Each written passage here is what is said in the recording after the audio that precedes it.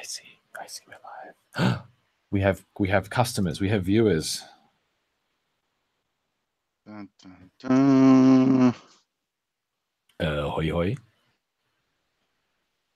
I'm typing, so you talk while I type the tweet. Talk, talk, talk. Hello, hello, hello. Talk, talk, talk. Hello, hello, hello. Hello, everybody. Scott's not talking. It's just me today. I'm just talking to myself while John pulls the strings in the production studio. Hello. Down there. Hi. Hello. Test. Test. There we go. Do you have a rocket on your t-shirt? Oh, wow. New live chat replay. Your chat messages are now saved. You have not been on the show for a few weeks because we Yeah. talked about all this like a few weeks ago. Yes. That's nice. So now when you watch it, you get to see the chat stream. So please, everyone, be well behaved. And I apologize right now for my lighting. The overhead light has broken in this office, which I found out literally 2 minutes before we got onto the air. And so I'm being completely side lit by lights that are bouncing off the whiteboard on this wall onto this side of my face. So the camera is doing the best it can given this late lighting dilemma. We may have to spend more money and get a proper light rig.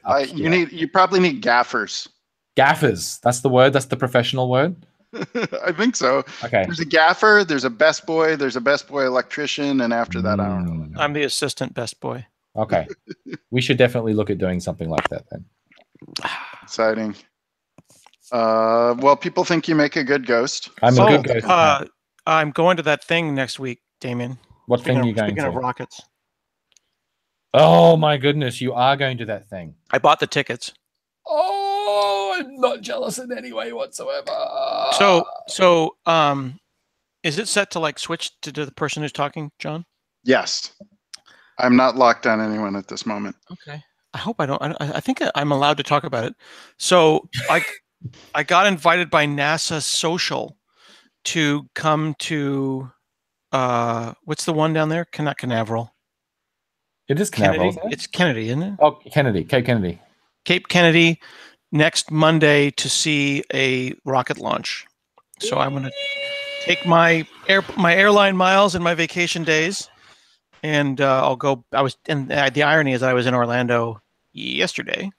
Oh well. So I'll be back there again, and on a red eye, and then a rental car, and then a no-tell motel. But it will be all space-related tweets for the next week. It is so freaking cool. That's all I can say. Nuts. It's just incredible. So what are you planning as a social butterfly, which is why you're going down there? The part that's funny is that I think they think I'm actually an organized social person. I get it. So like you're going down as a social media personality. So what are you doing to broadcast and record and share this event with your I have friends? no idea, but I know take a camera and like so do a rig? I thought that if I'm a YouTube personality, right, I'm supposed to like bring one of these and look like I know how to use it. Yeah, just bring it. But the battery's dead. I haven't turned it on in a month. No, they won't know. I'll just turn it on like this and I'll be like, YouTube, we're streaming or whatever. No, I don't know. You have to do a handful of minutes or something. Like find someone to interview. I need to find someone to interview, but or 5 people to interview or something. I don't know. I have to get press credentials and figure it out. You have to do something. I need to. But every time I've done this kind of stuff before, like I went to SpaceX, and I got the tour and the whole thing, and I got to like see the rockets, and they were just like, "Don't talk about any of this." Yeah, but that was different. That was you went there under a different context. Yeah. So hopefully this context will allow me to talk to somebody. But I did interview the CTO of JPL on my Hansel Minutes a couple of years ago, so you should listen to that. Okay. Cool. Anyway, it's weird that you're in John's office. Oh, am I? Oh, yes, I'm in John's office. Yeah. That's not weird at all. I'm not in John's office. I have beaten you into space. Can you be into my office? I'm on my way to Mars. Can you make yourself go in my office? Right now, I'm hanging out with Starman. You know, we could have done that. There were previous shows where Scott left his office for periods of time, and we could have done a screen grab. You want to screenshot me? I actually did try to go back through. I tried to go back through the archive. You can just do this. Go like that. But your head, what? Now I'm down here. Okay. Screenshot. Hello. Hang on. I need to like full screen. But I also have to talk. There's too much in. No, I need a proper. Sorry, there's too many artifacts. Good. I didn't want you in my office anyway. If anyone has an image that is appropriately licensed that they want to send me that I can use as a background, then please do so. There was that one where Scott like left the thing running for a long time. Remember? And then he like find it. Like there's one with like 40 minutes of this surface on the end, right? Yeah. Which would be kind of funny. But yeah, I got a green screen, and it's not particularly like good. It's a bit fuzzy. You can see here, and this is all being done real time, so I can't. There's a limit to how well you can chroma key in real time, especially when I have no lighting. I'm supposed to light the green screen separately with a lower Kelvin, and then I'm supposed to have a front light, which is a higher Kelvin. Like I did some research and went, this is all way too hard. And so I just kind of fiddled with some knobs and XSplit until it looked. And it all looks like an 80s cable access channel. Yeah, exactly. That's exactly what it feels like. Like Mystery Science Theater. I'm in Wayne's World's basement right now. Yeah. It's not even Mystery Science Theater 3000. It's like 65. So okay, so the feathering around the edges, yes, that is like, okay, that's noticeable. But it was crazy when Damien and I were looking at this, and he like clicked on the thing. He's like, "What about this button?" And immediately the entire green background disappeared. So like here it is, right? So you can see we ironed it. It's got wrinkles in it. I mean, well, we ironed it, but like this was pinned to the wall as best as we can do, given the the amateur setup, and because I see. So it's not working because you're in the dark. Yeah, but so because it's only I only have light on this side of the room. Well, take out what happens if you honestly take your iPhone and flash it back at yourself. Right. Okay. I wonder if there would be like an edge of not featheredness. Oh, you what? No, but then it casts shadows, which is even worse. See, it's casting shadows on the green screen. Do the thing though. Turn on the space. Yeah, but it's casting. Oh, I mean, I'll do it. Don't get me wrong. No, believe me, I'm an idiot. Trust me. All right. So it says anything that casts shadows in the back isn't going to help. So it doesn't. Yeah, it didn't do anything at all. It doesn't do anything, right? Yeah. So to do it properly, you're supposed to have. Obviously, you want as a flat screen as you can possibly get. And then you want to be able to ensure that even lighting is really important, and you want to be able to, well, they say create distance between the subject and the green screen. So we only have like 2 feet behind me, so we would need to do honestly, I bet if you had some front lighting on you, it would like the edges would. Well, I think specifically if I were to have if I was to have a light underneath me here that pointed up at the screen, so that there was no shadows from me, and I got even lighting on the screen, and then I had a front light that lit me as a separate subject. Yep. From the top so that it didn't cast shadows, you would create a much better separation. And then in theory, and again, it's still real time. So like, I'm just using like the cheap, like I can do color key, which is this thing, and I can choose an eyedropper, but it's much more sensitive. Like you can see, apparently it's much more accurate, but it's harder to get you can kind of see it gets really finicky. So you can choose chroma key, which is this one, but there's only so much I can kind of fiddle with. And as Janny has pointed out on the chat, like, yes, this is not just to play around so Damien can be in John's office. Like you can actually show code and stuff in the background. Well, yeah. So like what we actually did was, in theory, I can add sources here. Like I can share my screen and then put me in the corner, right? And so we don't have to do it this way. I can grab this asset and I can like move it around, right? So I can put that stuff up there and we can talk about stuff that way. So we're playing around with it. We've been talking about having a little more flexibility in our production for a while, so we thought we'd get a green screen, have some fun. I mean, basically Jeff is showing us up with his live stream where he embeds himself in the bottom corner, and we're like, oh, I wonder if we could do something like that. So anyway. Yes, Derek says you're like a .NET Core weatherman. I'm like, it's exciting. You can tell us about the cold front moving in. Awesome. So awesome. I think I should share some community links. You should show us your community. So I'm going to do this, and then before anyone else says, I am going to lock on my screen. I'm going to remember to present to everyone. And I'm not going to have everyone freaking out like maybe last week when you guys weren't on the call. Awesome. Okay. I wanted to first point out Fluent Assertions. So Fluent Assertions has been around for a long time. This is kind of a layer over other unit testing libraries where you can write your testing assertions in TDD or BDD style. So that it's fluent. So you can say .should, .start with, blah, blah, blah.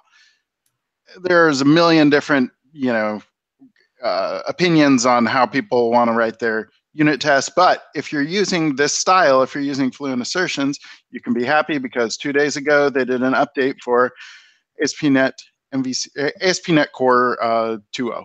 So that's exciting. Yeah, so there's more about that in here. It's out on NuGet. So always happy to see libraries updated, and I know people have applications that they've updated from MVC to MVC Core, et cetera. So very neat. Okay, so from Fiaz, he has written about GraphQL. So this is a 2-part series, and I like how he's kind of building it up here. He talks a little bit about, what GraphQL is. Starts out with a file new, or .NET new web app, and starts building it up. So he's adding in the GraphQL package. The first one is very much hello world. He's just kind of returning results of a simple query. So this is literally just kind of returning something simple. In part 2, he goes on a little farther and builds out some custom middleware. So in this one, the middleware is actually kind of parsing the request and doing some work on the request. So that's pretty neat. We've had several different posts on this. I actually did watch kind of an overview on GraphQL because I forget, it's enough time between them, forget about what they are.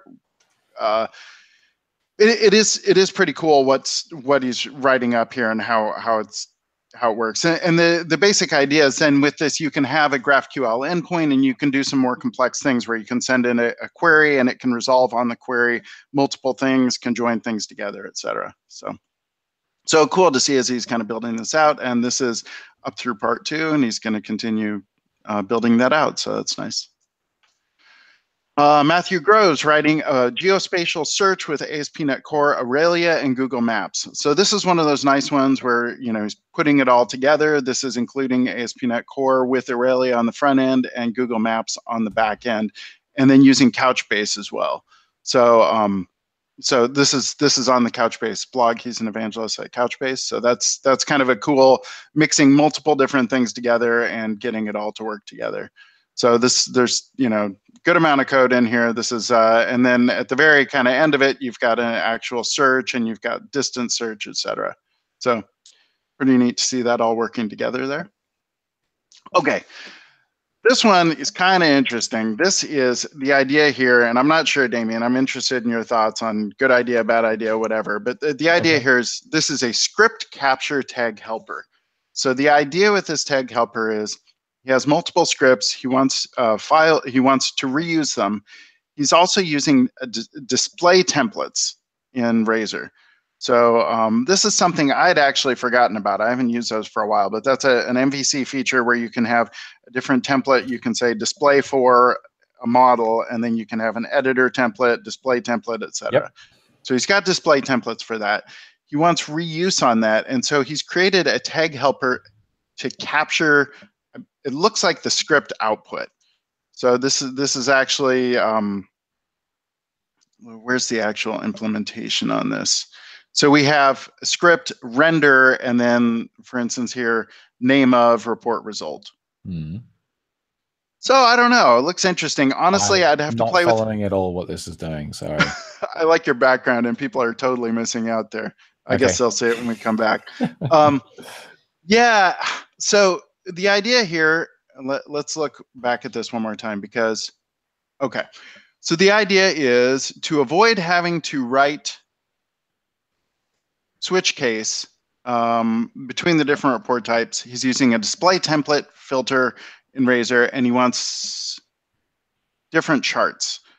Okay, so the idea here, I guess, is we're getting common scripts in different display templates. I was honestly, I've read through this a few times, and I was hoping you would say, "Oh, I see what he's doing here," because it didn't totally make sense to me. No, I don't get it. Sorry, I'm a little lost as to what this is trying to do. I might just sit down and actually read it. Yeah. Okay. My understanding here is it's capturing the output of a script. He's rendering us the result of some script, holding it, and then using it elsewhere. So it implies that order of stuff. What do you mean by script? I believe that he's capturing the result of a tag. So a tag renders. He doesn't render it. He just renders it in memory, holds it, squirrels it away in view context, and then outputs it later. Oh, okay. That sounds right. For what purpose, though? I don't know. I don't know why you would have some script that had to run in a certain order. I mean, that's not unusual. So I mean, but the implication is that he wants the thing to run, yes, and then so it's done, like that happens up front at the top, yeah, and then he outputs the result of it. Okay. Quite a bit later. Okay. I mean, that seems. I mean, I guess I can. Yeah. I just don't feel like it's generalized enough that I would need it on the regular. Yeah. It does seem like a very specific, like you're in a corner and this is a solution to a pretty specific problem. If I caught myself in that corner, though, I would want to ask myself why the order mattered so much. And if script order matters, like it's just yeah. If you've got script blocks, then it's always going to matter, unfortunately, one way or another. But so I mean, just to tag helpers do have the capability of capturing and basically executing the body of the tag that they're attached to from the point of view of Razor. It's all just a Razor expression, right? So they're executing that, and then they can do whatever they like with it. And so I'm assuming what he's doing here is he has a generic tag helper that will allow you to capture the output of any tag anywhere, and then reference that somewhere later and say, hey, put that content here. Is that kind of what it is? Qualified, yes. Okay, yes. So it says here, like, capture the markup on the page and render it on the layout. So I can kind of understand why you would want to do that. I mean, obviously, you kind of do that with sections today, but if you wanted to do some composition where you can have a block on a page that you want to then call out to, or you want to render somewhere in the layout, but you maybe want more than one partial or something to do so. Like, this is very common when you want to do like a module-based system whereby this partial says it needs these 3 script blocks, but you've got 2 other partials on the page that already say they want one of those script blocks, and you want to dedupe them. So just like the old script web forms, right? So Orchard Core has something like this using tag helpers to do that. Now, I'm assuming this is a similar problem. It does look like that, and he does specifically call out the problem there with sections, etc. So. Yeah. There you go. And because they do not work inside partials. Yeah. So this sounds like the or display template. So he wants a way to basically get the facility of sections and layouts, but in any Razor asset. And so this seems like a somewhat reasonable approach. Cool. Okay. So, yeah. All right. Here's David Pine. He is writing a unit test to test for security attributes. So I'm going to scroll all the way to the end because I think that actually explains the problem to me best. Here he's writing a unit test that says he requires all actions or parent controllers to have an authorization attribute. So he said he often is forgetting to put on authorized attributes in places. And so he wants to, by convention, say, run a unit test that says that is going to notify him, hey, you forgot to put your authorized attribute on this. Right. So this is kind of interesting. He's gone through, he's written up written that up. So he's automated these action tests, and got several examples, decent amount of code in here. So that's basically it. He calls out here too at the end, which is something I was wondering about here. This could also be done as an analyzer as well, potentially. I don't know, but this is a unit test as well to make sure, oops, you forgot to put this authorized attribute in or whatever. Neat. Mark Rendell, here he's got .NET Unpackaged. So here he's written a global command, and this is kind of similar to brain networking. Mads Christensen had written an extension to allow, if you just want to drop a script in, say you want Bootstrap or you want jQuery or whatever, you don't want to go through all the stuff of npm or whatever the package manager of the week is. So Mads has a Visual Studio extension for doing this. Mark wanted something that was command line based, cross-platform, etc., and pulls these packages directly from unpackage.com, unpkg.com. So here he's got something where you can say, .NET unpackage add view, or .NET unpackage add, and then you can say Bootstrap 337. So this is very lightweight, just drops the files directly into your application. And then he's got support for things like .NET unpackage restore, so you can have these in a script, and he has support for integrity hashes as well, which is nice. So you can make sure that you're getting the actual script version that it hasn't been tampered with, etc. So the extension you're alluding to that Mads had is Pacman. Is that right? Yep. Just so you know, that is being productized in 15.7. So I wasn't sure the official where we're at on. So libman, it's going to be called Library Manager instead of Pacman. So it's going to be called libman. There will be a CLI tool So you'll be able to do very similar to what's shown here. You'll be able to do .NET libman and install jQuery and update and all that type of stuff. Because we deprecated Bower from the templates in one of the previous servicing updates, because Bower is now done, deprecated. And so libman will be in 15.7, and there'll be a CLI tool for it in an SDK update after that, and all the templates will be updated to use libman by default. And the great thing about libman is that you can plug in different providers. I think the one that we're talking about using by default is the one that Mad showed, which was the CDS, what is it? CDN.js, whatever it is. Yeah, CDN.js. And a file-based provider, so that you can always copy stuff and then just say, I want to download from CDN and make this file go here in my project super simply, which is the big problem today with NPM, is that people go, great, I can use NPM to get jQuery into my node modules folder, but then how do I get it into my dub root folder? And so libman is flexible enough to sort of do all that for you. And you can even plug in NPM as a source. Like we have proof of concepts where if you wanted to, you could still use libman and have one asset come from an NPM package, another one come from a NuGet package, and one come from a file share, and one come from the CDN.js. So it's kind of, it's going to be nice and flexible, but extremely lightweight and not opinionated, which is kind of everything that we want to solve this problem without having to say, you must have Node, or you must have Bower, or you must have whatever it is. So cool. I do like, just in general too, the idea here of he's got a problem he wants to solve. It applies to multiple applications, and this is a nice example of a global tool, which is neat. So. Is it a global tool? Where does it say that? I thought it was. It says right there it's not. It says it's a project tool. Oh, never mind. I believe that everything I just said is wrong. Well, I would think that this is something you could do as a global tool. This is a great candidate for a global tool, but that obviously requires the 2.1 preview today. So. All right, cool. On to the next. Huge post from Rick Strahl on a Markdown tag helper and parser. So he is using the Markdown parser, which is fabulous. And he's built, the whole parser, tag helper, etc. And as Rick does, he's built, fabulous in-depth support for all kinds of stuff. So it's a complete control and everything. So Scott, you should use this one instead of the crappy one that I made. Scott, who's muted. Sorry, Scott. I'm talking, but I'm muted. That's right. And why is this better than yours? Because it has options. He enables the advanced extensions. Right, see that right there, the pipeline builder? Yeah, does all that. All right, so that's how you do it. Hang on, back up, John. That right there, the Markdown pipeline builder, that's how they do it. What he's doing, though, that's just creating all of the extensions. I know. No, it's not granular, but you could give him that feedback. I see. I did leave a comment on his blog that he wasn't passing in the null encoder inside the tag helper. So the content of the Markdown tag, when you ask for it from inside the tag helper, will still be run through the HTML encoder by default. So that can cause issues, like before you pass it to the Markdown parser, which is obviously not what you want. So I did leave that feedback, but I didn't see any follow-up, but maybe he did. So yeah, no, but he like knows Markdown, right? He has a whole editor that he built for it and everything as well. So the fact he has a tag helper and stuff now, it's just gravy. Yeah. So tons of stuff here.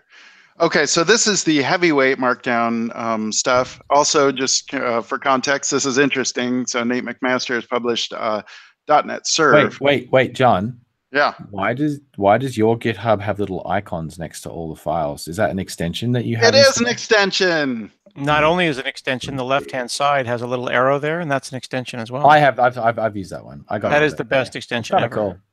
The thing is, I install these things and then I use them and I go, they're amazing, and then 3 minutes later again, I don't use them because I don't think it's I'm not willing to give Chrome a gig of RAM to have better. Doesn't matter what you do, you're going to give Chrome a gig of RAM. I don't know. These are pretty. They're there. Like the one I use, sure pretty. The one I can't live without is the GitHub Expanderizer one, like which you don't have installed, ironically. That's true. Yeah, that's the one I have to have. But. Yeah. All right. Cool. Yeah. There's one other one, just while we're at it here. If I look at issues, there's this thing here, this thing called Camino, where I can clone to. So you copy an issue to another repo. Oh, so, that's nice. Yeah. It's not working though. It's not working at the moment. That's awesome. Anyhow, I have used it in the past, and it was wonderful then. So yeah, anyhow, this is neat. This is lightweight. This is basically command line HTTP server. So serving, drop a bunch of files in, it'll serve them up. You should demo it. Scott, do you have this on your box already? Someone should demo this. This is really cool. Yeah, I've got this. Yeah, show it. Blogged about this today. Oh, did you? Yeah. Let's go over to Hanselman now for a live. All right. Well, demo. I've got 3 more. Do you want me to?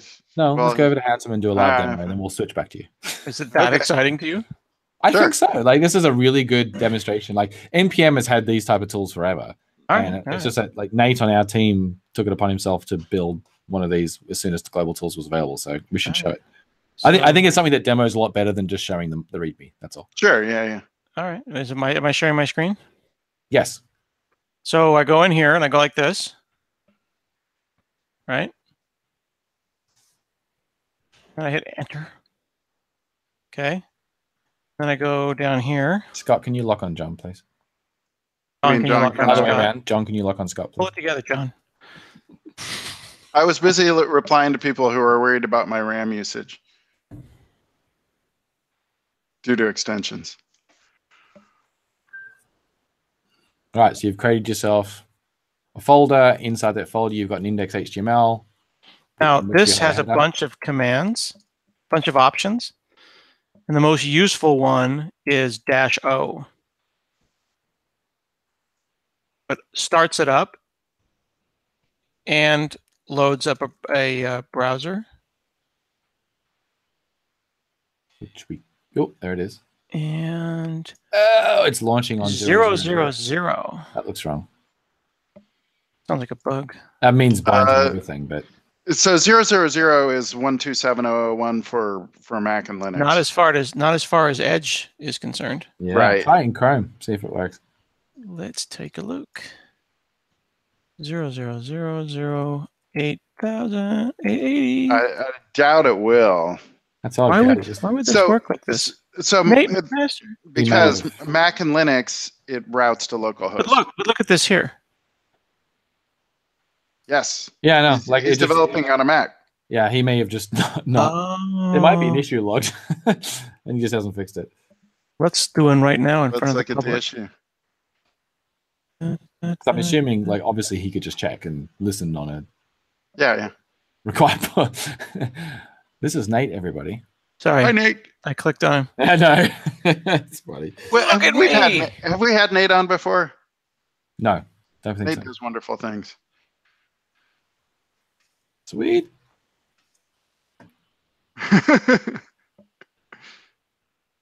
And then we could probably fix it and then not compile it at the same time. Nice. So if we go in here, go like this. Well, wasn't it it was one of the command line options too, right? You Yeah, can it just defaults. do- Not the point. It defaults to it. Unacceptable. It's unacceptable. Hey, you've got the extensions too, both of them. I just added it because I couldn't be. I Yeah, couldn't you be. can't be one up. See, There it is. look at that. Right there. So that needs to be if Windows. I guess so. I don't know why it needs to be like that at all.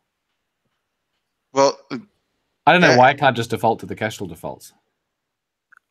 Well, where is he loaded? Where is he firing it up? He's going web host builder here, and then he's saying listen, there. and he's just going there. He doesn't need to do that.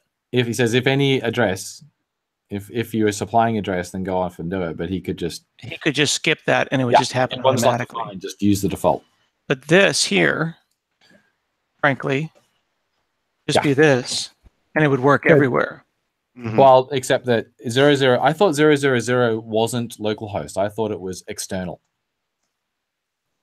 I thought 000 meant bind to externally, not just localhost. And then we will find out if I'm right now. Non-routable meta address. An invalid, unknown, or non-applicable target. Yeah, that doesn't sound right.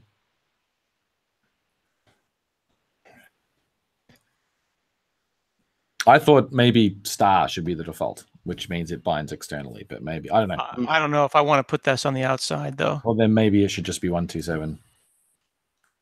Well, I'm looking on Stack Overflow because it's going to help me out. It's interesting that Loop back. 0 was there. So now, made a Yeah, pull request. so 000. Totally compiles, right? Because we tested it. Not. Then go here. He has Appware set up, so it will tell you.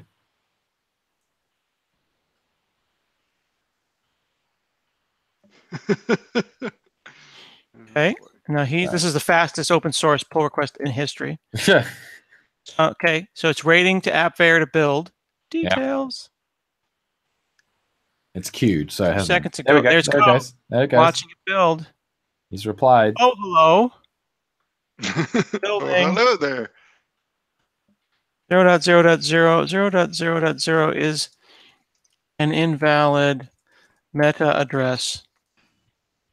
Did you miss me, guys? Did. If it works on Mac, don't matter. Don't work on Oh wait, the Windows. he's pointed you to a commit. Am you reading now?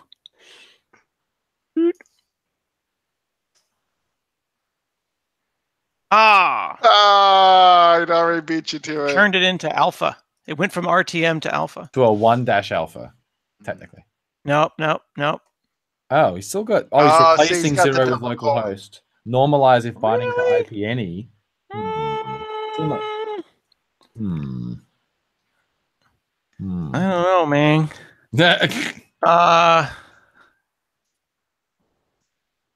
Really? Not just localhost all the things. If open browser, if I'm not opening the browser, what if I'm not opening the browser? A little odd. I'm not quite sure what they're trying to achieve. Odd. Damien. Okay. Anyway, my thing clearly is superior because I didn't test it and it built. So. Yeah. Anyway, people get the idea. Oh, here we go. Hang on. Look. There we go. Yes. You update your from a MyGet feed. Oh, don't need to pass -- source, baby. That's what I mean. Like it's updating from a MyGet feed. Oops. Had a backslash. Oh. Okay. Oh, look. Now it's listening on multiple. That's better. And what is it? And it opened on the first one, I hope. Yep. Sweet. 0.00 is still weird. Still bound, but whatever. Yeah, but for this kind of tool, weird, but you'll see it all over the place on Mac. I dig it. Really? Okay. Yeah. Must be a Mac thing. It's still wrong. It's thing. Still deeply wrong. It's still deeply Look at that. Wrong. So we asked him, it'd be nice if you could add support for Razor pages too, so that you could just have a folder with a CSHTML in it. Would that be Kestrel then? What do you mean? This is Kestrel. No, but I'm saying, how far does it got to go before it's just .NET Run? It's nothing like .NET Run. What do you mean? You just said add Razor pages. Yeah. So like, imagine you had like project-less Razor pages. Yeah. Like, why not? I mean, that's what he's doing right now is exactly that, but it's just static files. So it's basically an embedded ASP.NET Core application with the static with the file server middleware turned on. So he supports directory browsing and all that type of stuff too. Right. So if you don't use index.html, you'll get the directory browsing UI. Yeah. You can click around. But why not also support CSHTML so that you could? Did you see Razor pages, which would be unrelated? Yeah. Unrelated. Did you see this? Lines 12 through 16. Oh yeah. I've known that's been there for a while. I don't. Yeah, no one's using this, so I wanted to get the word out. Yeah. Check this out, John Galloway. I'm watching. Tab did not work. .NET add package. Scheisse. Why is it not working? .NET complete. Oh, this is a tab completion business? I got to see if it works, if it's turned on. Okay, so this is the secret behind it. Right, how it works. Okay, and if I go .NET A, that did not work. There should be a registration script for Bash too. Yeah, there is. Yeah. What I was pointing out was that I did this here. I see. Maybe it didn't get registered or put in enough. You have to you restart 47 times, right? Yeah, well, there's two ways. There's a other, refresh environment variables too. I have a bunch of other crap in there. I see. .NET A. There it is. Watch this. Yeah. Pause for effect. Uh-oh. This part's really long. I don't know why. Does it cache? Sometimes it's instantaneous and sometimes it's not. It's off. Okay. Doing a thing. Okay. You get the idea. That's cool. The part though. that's really important, there it is. Ooh. Well, if you're not careful, you can go and get a ton. Yeah. But I made an animated GIF to show what it's like. Nice. Nice. And then the keystrokes you're typing, obviously. Yeah, that's Karnak. Yeah. So if anyone wants that, I've seen that before. remember this code 52? Yeah. Karnak keys. Excellent. Very useful. Very cool. Oh, look at that. Apparently I did the GIF on that one as well, because it's your face. All right, cool. How is your Hansel Minutes Laser Pages life going? That's funny that you mentioned that, friend. It is going okay. I will show you a couple things I did. I hate it when I type something like this and then what is it doing? It's searching, it's doing something. And some minutes. Oh, I'm in a flex block. How do I hang on. Can I stash all that stuff and come back for it later? Sure. Having never used Git Stash in my life, I will say I think yes. Git Stash is I don't want to it take just basically shoves it me. into a known. Yeah, I don't want to take it with me over here. Yeah. And then there's this new feature in VS Code that it will go and pull stuff occasionally, which is interesting. Mm-hmm. Okay, so tell me if this is cool. I've done a couple things. I went and I made a test show database like we talked about. Mm-hmm. Oh, and I can't go and find it though. Oh, why not? There it is. Took a while for it to load up. Yeah, see, now I didn't find it. Odd. So that's the test interface. Okay. Right? Load it from a file. Okay. Okay. So then I can go and test the database, which is all this stuff. There's that Markdown tester we were doing. You mean, sorry, what do you what's the subject under test there exactly? In this case, I'm testing the database. The object behind the database. It's a list of shows. So I'm making sure my Markdown serializes correctly. Okay.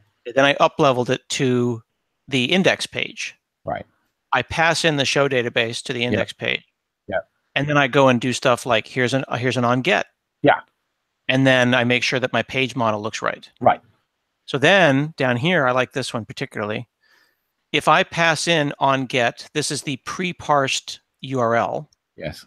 So I'm passing in a show / give you a 620. slight suggestion to make your test a little clearer. Sure. Name those arguments when you do the invocation through here. Yeah. So it's easy when you're looking at your test what the hell those things are. Name them like what? Like C# named arguments. Like what is the 620? What is that? Right. Yeah. Colon, isn't it? Oh, colon? I always forget. And then the string, whatever that's supposed to be. I think it's path. There you go. Oh, that's clean. Okay, that is nicer. Okay, cool. So then, did I get back a redirect? And then is it a permanent redirect? And did it send me to the right show? Nice. Isn't that cool? So I added a whole bunch of these. I haven't done integration testing yet. The next thing I'll do is add Selenium standalone. So we also have new features in 2.1 for doing integration tests, right? Yeah. So we have, that we have the host. Yeah. Yep. The host fixture thing. The test host and the host fixture. Yep. Yeah. So that's next. Okay. And then I hooked up. I went and did a blog post about this as well, where I have a code coverage tool that this young man is working. Yes. Coverlet, cover something. Coverlet. It doesn't have branching yet, but it's close. So if see right here it says lcov. Yep. Okay, that's a special format, and I'm outputting into this lcov.info file. So here's the build. Here's the test. Now it's going to upload. There you go. There's code coverage. Just popped out right there. Nice. Here's the file that shows the data and how many times that line was executed. Right. And then the line number.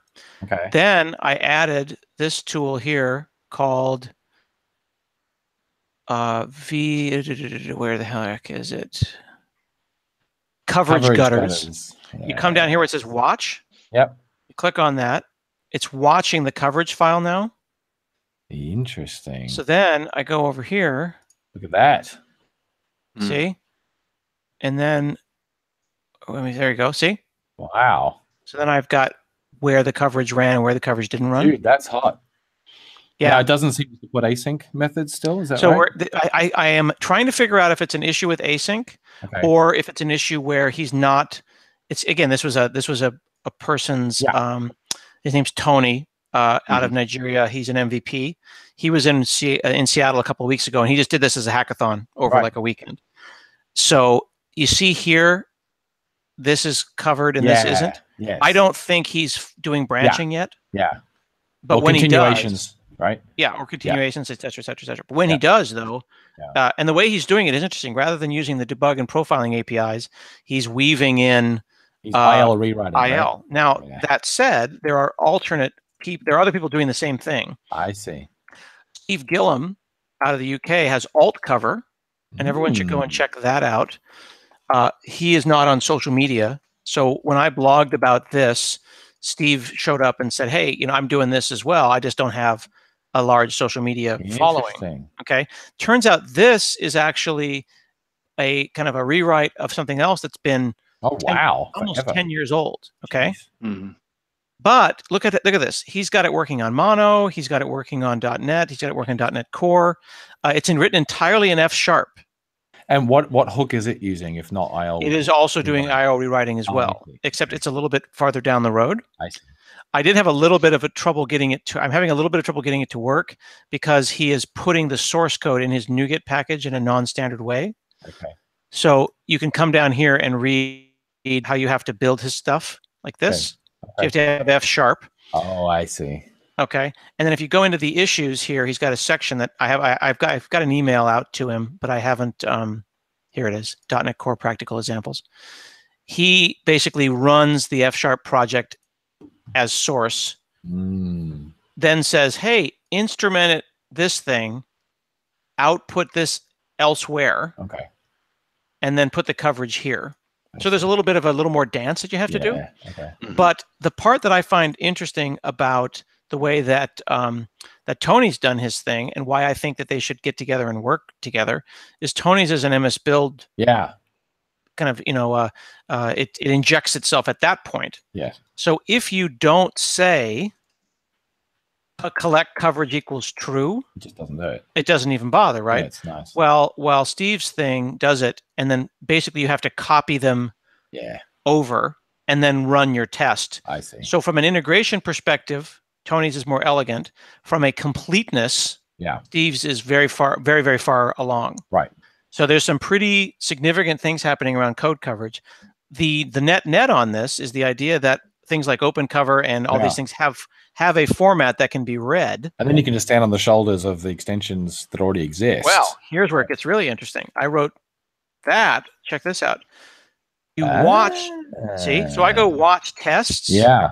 And then you get poor person's auto testing. Yeah. So I can go in here, and this is exactly what I did. I just keep writing tests. And it keeps watching. And it keeps updating the file. And it keeps, and then you watch these, and then they just update in place. It does take 20 seconds. Oh, of course. It's all command line stuff. It's not like it's all wishes and dreams. Like I just hit save, and I have to wait 20 seconds. Which is super cool. The other thing that I think is worth pointing out, if you look over at Blazor, forgetting about Blazor being Blazor for a second, and looking rather at, like, you can learn about how people do things that have nothing to do with the thing that they did. I'm not interested in WebAssembly. Yeah. I'm interested in how Steve Sanderson tests his stuff end to end. Right. So you go into here, you can see the way he did his fixture, which I think is a little different. But look at this. He navigates to root, waits until the thing is loaded, and then here, look at this. Hey, what's the title? Hey, does it have an H1? Right. This is also very clever. Let's go and pull out CSS selectors and tag names and then ask questions about them. Yep.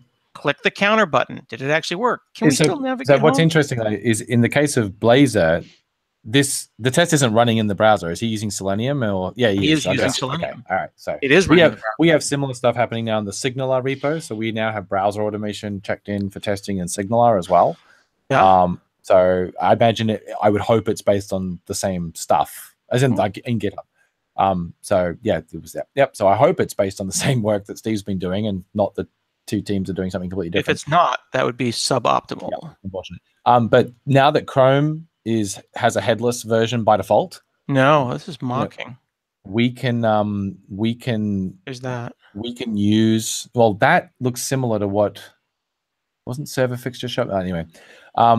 We can use Chrome in headless mode on our CI servers to run Exactly. tests. And then we can then extend it to things like Browser Stack to do other browsers without having to have those browsers installed on our server.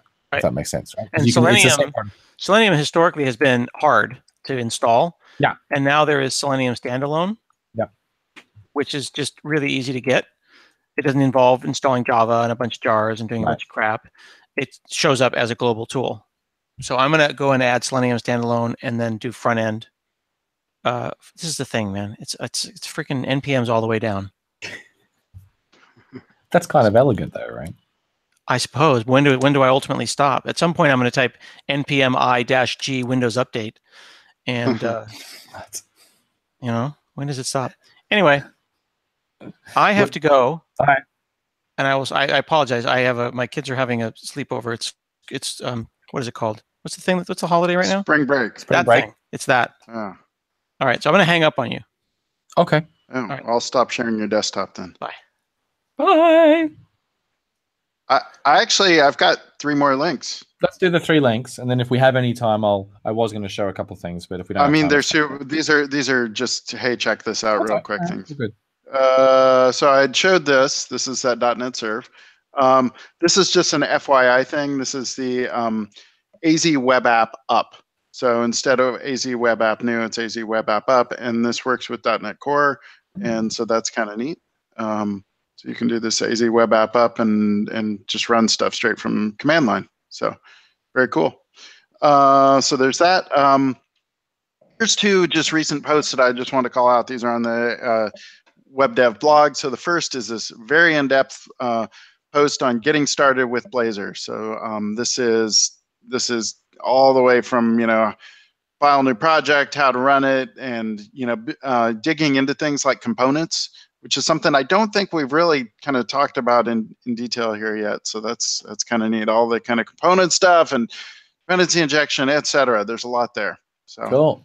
Yeah, it's a very nice in-depth post. And then this one, this is about ASP.NET Core manageability and application insights improvements. So some things here like support for distributed tracing.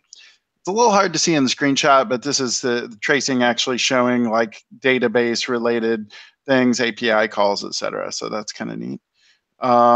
Cross-platform feature parity.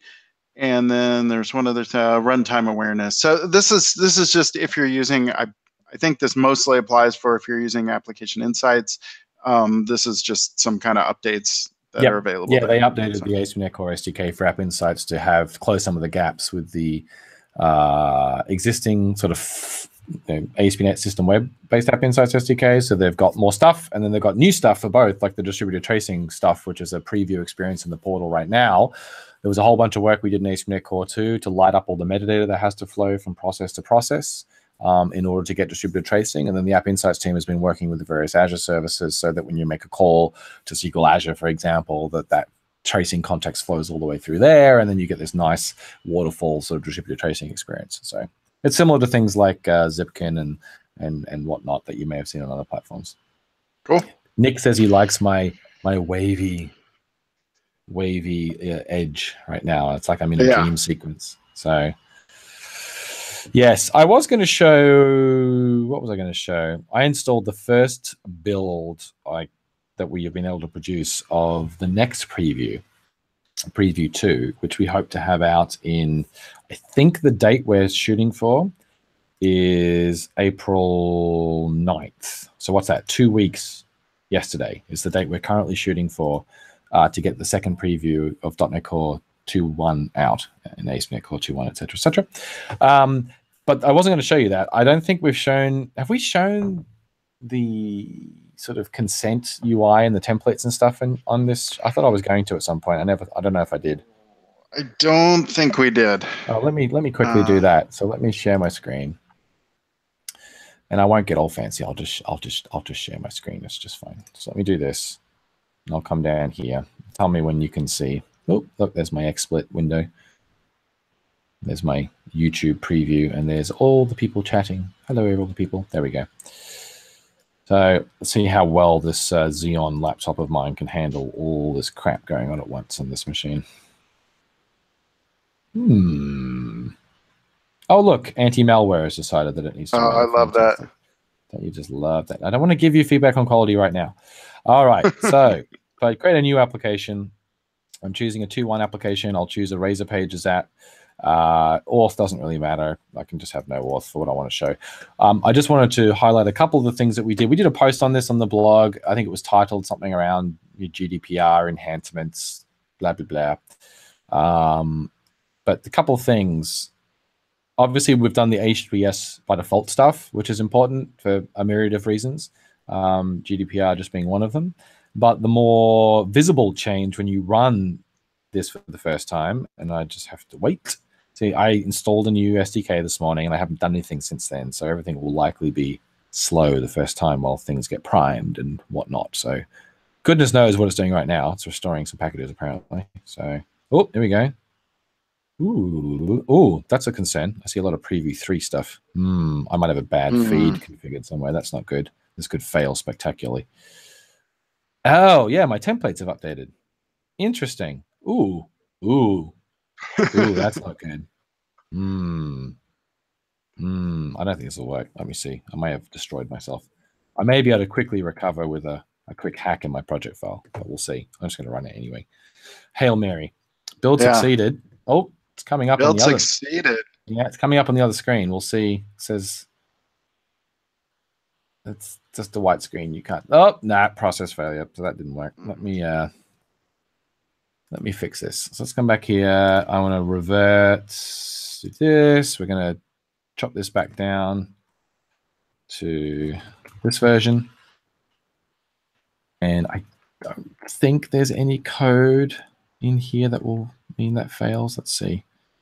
All right, so I've got no squiggle. I've got no warning signs. Build succeeded. That's good. Let's launch this, and I'll drag this over to this window so you all can see it. Okay, good. It's all right. So we're not seeing anything by default because I've already accepted the stuff. So let me go and clear my cookies. You can see this one here. If I hit F5 to refresh the page, you'll see we have this UI at the top. Use this space to summarize your privacy and cookie use policy. Please don't ship it like that. And there's a learn more link now, which takes you to a placeholder privacy policy page. The banner basically stays there until you hit accept. All right. And then the other thing that happens is this banner is integrated with the new updates to the cookie security policy middleware, which is in the template by default. We've had a cookie security policy middleware for a while. Not many people used it, but it's now in the template by default.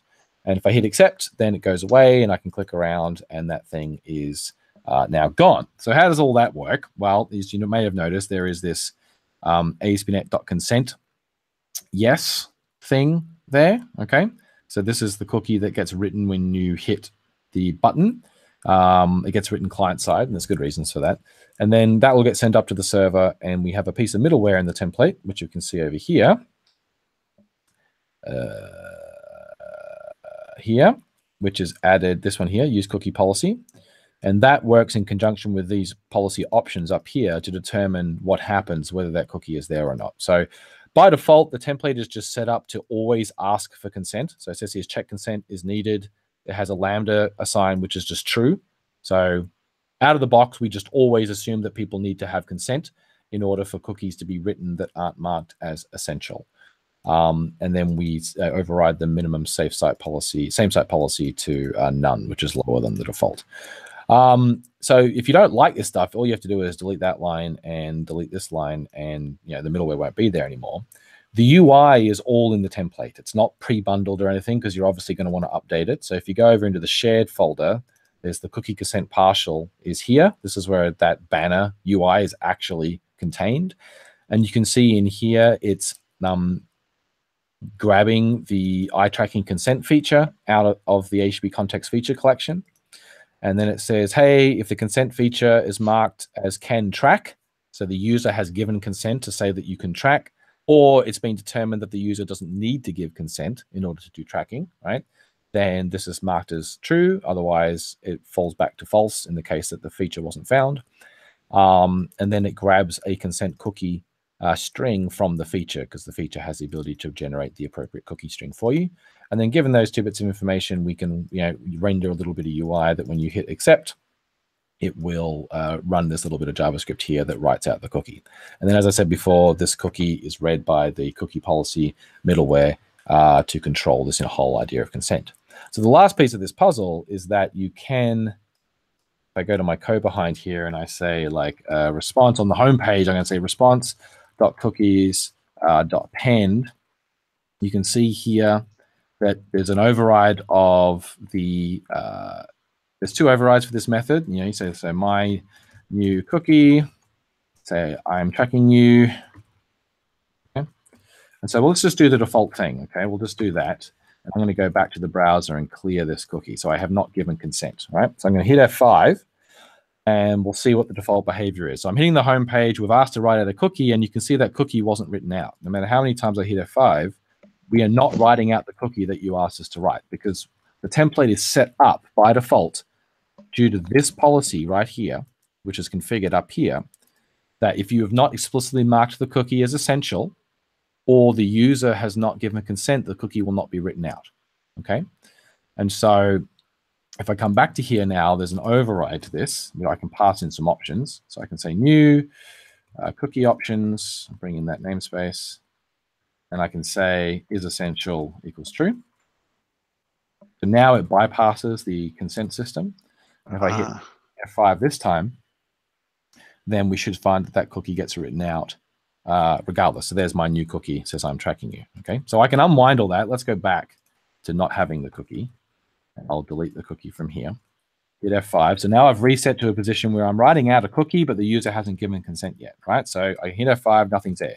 So I hit accept. So now I've given consent. If I hit F5 again, you can see now that my new cookie is being written out because the user is explicitly given consent to do so. Okay, so we just have this boilerplate in the template now so that you have a little bit of a head start in addressing some of these new requirements when it comes to how you write cookies that may be potentially used for tracking users. But as I said, you can turn all this off. So it's very simple. Like I said, the default Lambda is set up to assume that everyone needs to have their consent needed. If I change this to false, which basically means, well, no one needs to have consent checked, then I can reset all this again. So if I delete this cookie, I delete this cookie, and I hit F5, I shouldn't see the banner, and I should see my custom cookie, which I do. So my new cookie got written. So let me just prove it. I delete it from the client. I hit F5. It comes back, right? Because I've got the home page configured to write out this custom cookie, and the template did not show me the consent banner because I set the options for the cookie policy to that no one ever needs to have their consent checked. So the idea here is that, depending on what your company decides is the correct thing for your site, depending on how you deal with the EU or what you're doing in your particular part of the world or whatever it might be, you can set this Lambda to do whatever you want. So if you have logic which is like, only require consent for, consent, if I can spell it right, consent for users determined to be in the EU, you would have to then write some logic that figures out if they're in the EU or not. And there's we don't have IP addresses that we can give you to do that sort of stuff. So you'll have to use a service to do that, for example. Or you could attempt to use some other mechanism. I don't even want to name them because some of them are bad and depending on what you want to do. But I think most people will have their own ways of how they determine whether where someone is. And so then you can conditionally, because this up here is the HTTP context, so you get given full access to the current request, and then you can determine per request, per user, do I have to check if this person is giving me consent or not? Okay, so but out of the box, it is set up to just always assume that every user is required. We need to check them for consent before we write cookies that are marked as non-essential. All right. So I've got a question there. Go for it. So this is specific to writing cookies. I ran into issues working through this previously where I needed to write or not, my cookies were actually being written out in JavaScript. So I had kind of conditional stuff in my JavaScript. Yep. Right. So how do I integrate this with JavaScript? So that specifically, now it's obviously a lot more complicated, but that is specifically the reason why we chose to have the consent partial that's in the template use JavaScript to write the cookie rather than do a post back or a navigation and have the server write the cookie. You could have the server write the cookie instead, right? All this is server code, right? This is getting the tracking feature, determining if the user has already given consent or if we need to ask them for consent at all, and then creating the cookie string. That's all happening on the server. But then when you click the button, right down here, here's the button. This is a client-side handler. So we're actually writing the cookie from the client. And the specific reason we chose to do that on template is because of what you just said. A lot of websites will have embedded content that is cross-domain. For example, they'll have a YouTube embed, okay? And that YouTube embed will result in cookies being written from a different domain, but it happened on your site. And so you want to make sure that you don't actually run the client code or have something like that embed set up until you know the user has given consent to do so via your site. Maybe you have to talk to your lawyers to figure out what is correct for your site. Right. But this enables that. So you could, if in theory, when you hit accept here, right, then you now have a client-side cookie. So even if you don't do another navigation, you could write some more JavaScript here that then goes and like does some DOM manipulation to now replace all the parts of your site that you were masking because you didn't have the consent yet. So in my case, I was working with Google Analytics. So that's a place where I could do specific Google Analytics. They have Google Analytics has support for a cookieless and a cookie using whatever. They have support for two types, like tracking specific and non-tracking analytics. But so that's where I could wire that in then. Right, for example. And then even on the live ASP.NET website, if you go and have a look at that and you're coming from an EU country, for folks who haven't noticed, what you'll see is there is a banner that's shown at the top that notifies you that using this site is effectively you're opting in to having these cookies be written, but they don't get written until you click somewhere on the site. And so if we have the YouTube embed live, but you haven't clicked the button yet, or you haven't clicked anywhere, that represents a problem. So what the site does is it actually shows a static image that looks like the YouTube embed when we have set it up to have an embed, but it's not until you actually click on it to say play, because you usually have to say play, right? On an embed, it doesn't play automatically. Some JavaScript runs that actually dynamically swaps out the image with the real YouTube embed DOM, and then it starts playing. So that to you, it looks exactly like it would have normally looked. But to the lawyers and to anyone who cares about these things, it didn't actually write a cookie until you interacted with the site, which is what the notification at the top of the site says. Yep, it's all coming back to me. I had to write tons of that code. So you did too, probably as well. I had to do this stuff, yeah. So like, I mean, and I didn't have a control over this. I was told what I had to do because it's a Microsoft site, which is whatever. It's fine. So that's why I keep saying, like, you need to talk to whoever owns this problem for your site is the one who has to determine what the interaction model for consent is for your particular. But this gives you the hooks where you can the hooks, and we specifically made the client the template show you that you can do this in the client, because if you don't from the get-go, then answering questions like that can be difficult. It was like, we set it up so you hit a button, it does a post back that writes a server-side cookie, redirects you back to a homepage. That can make it difficult to say, well, that's great, but I have images that are being written out from a third party that happen to have some cookies come along to them. How can I suppress those until something else happens on the site and then not require a full navigation to get them to render?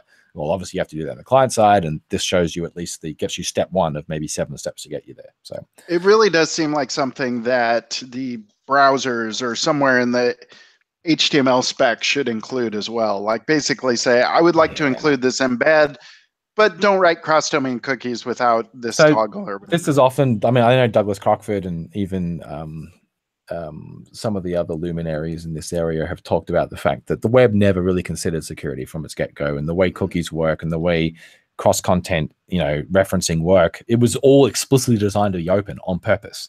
And everything else that we've done since then that's caused a security problem has required us to retroactively add more opt-in policy to lock it down, which is why we have things like content security policy and cross-origin resource sharing and like all the other standards that you have to opt into as an author in order to get them locked down. The only one that Cause has some default things, like the browsers won't make cross-domain requests. So when they actually added XHR, they said, okay, probably cross-domain things here by default for destructive verbs is a bad idea. So let's make sure that there's this thing protect them by default. But when it comes to simple things like show an image from someone else, and that can return a cookie, That's just kind of the default today. You have to turn that stuff on. No, you can, right? You can set content security policy that will restrict, that the browser will enforce about what content from other sites can do. And you should definitely look into doing that. That stuff is practically impossible to set defaults for, though, in a template.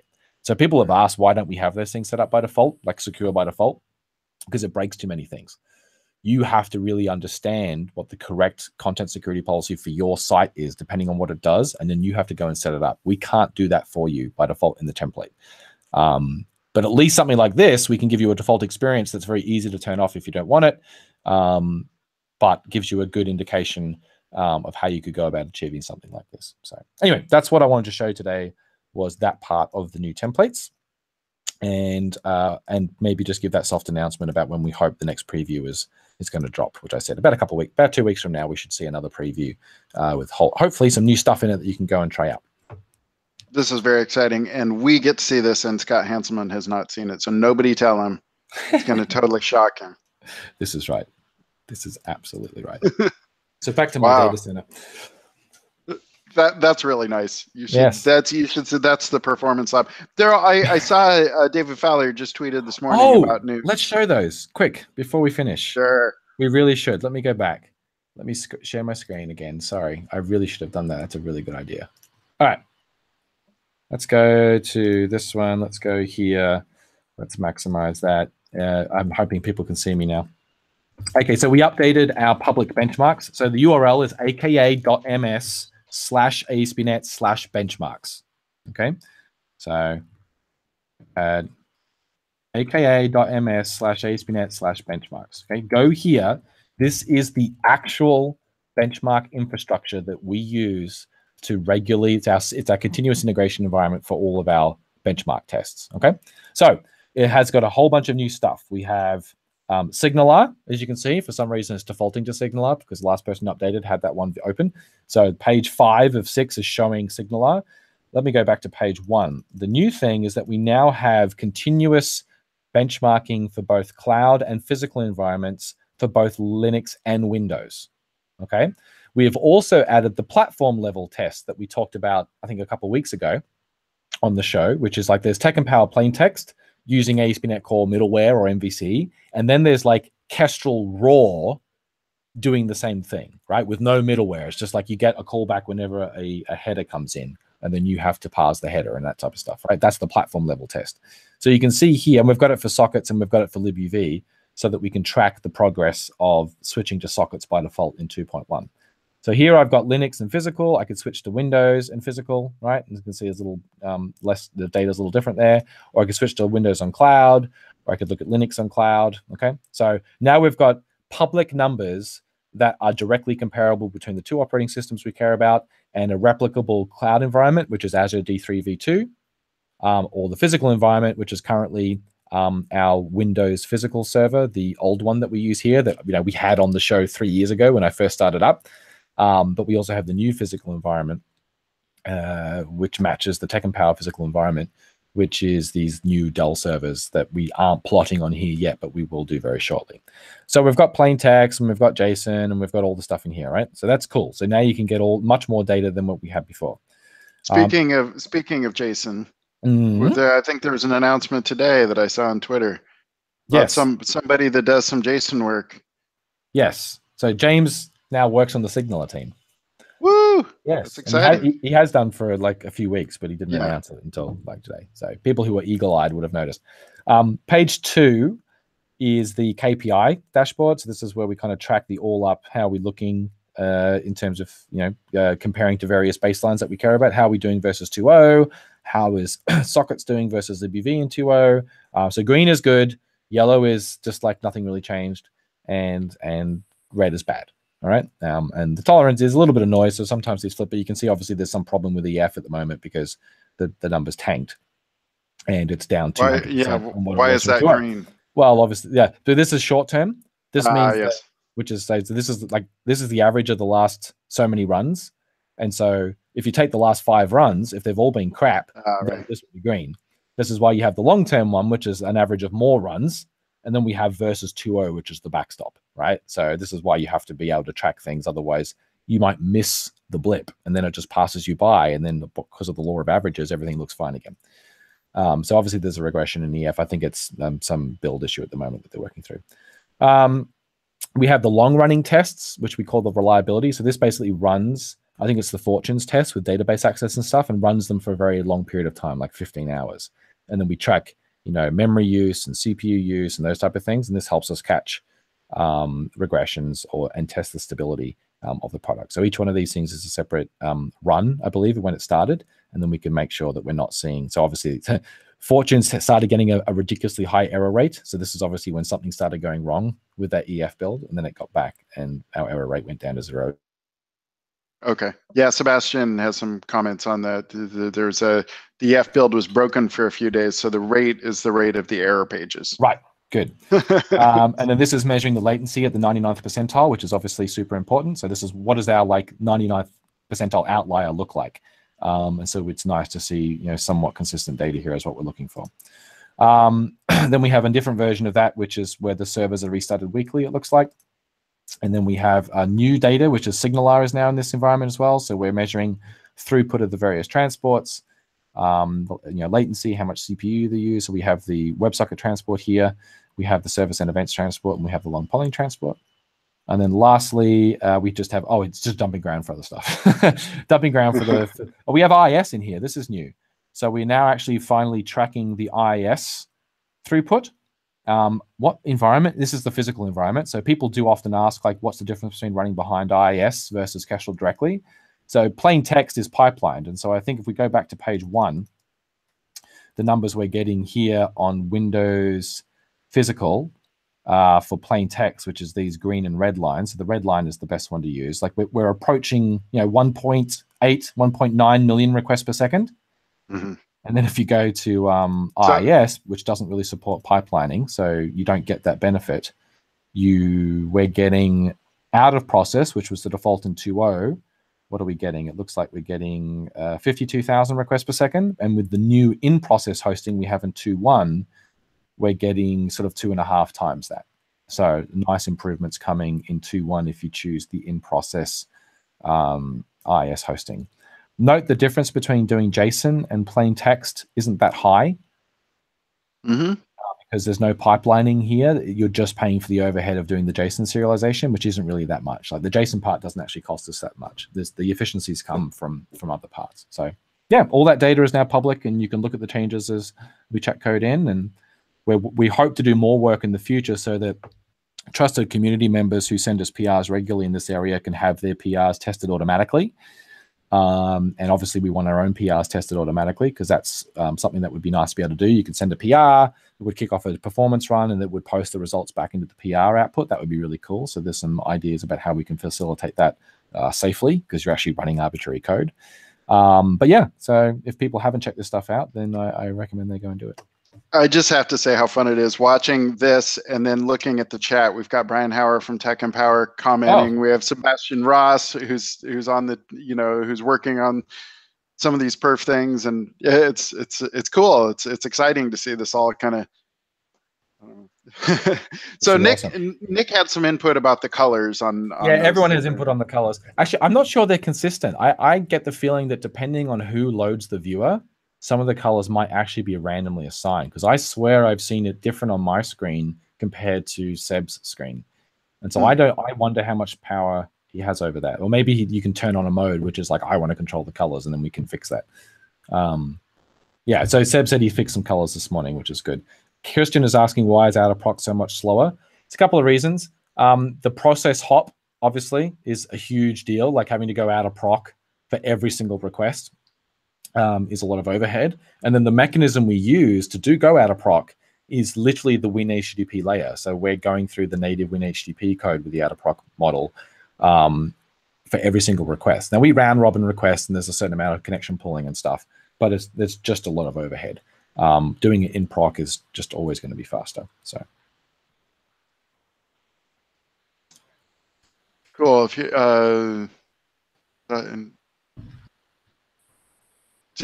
I was looking at something else. Did you answer Christian's thing about IPC? Well, I don't have a generic statement about IPC on Windows. Okay. So, like, all I can talk about is what we found for our out of proc IIS stuff. So Cool. Awesome. Cool. Do we do a dramatic zoom out into the server room? I might have a new style of dramatic zoom out I can try. You ready? Wow. Yes. I don't know how successful this will be, but I hope you. Is it Damien flies through time and space like Christopher Walken? If I had a little more time to prepare, I might be able to do something. I'm just going to do something incredibly ad hoc, and we'll see how it works. Okay. Okay. Are you locked on? No. Okay. Wait. Actually, I was because I hadn't unlocked in on you. Oh, it says I'm still presenting to everyone for some reason. Yeah, you are locked on. Oh, okay, cool. So you ready? Right. Yes. Okay. Dramatic zoom out. It's so dramatic.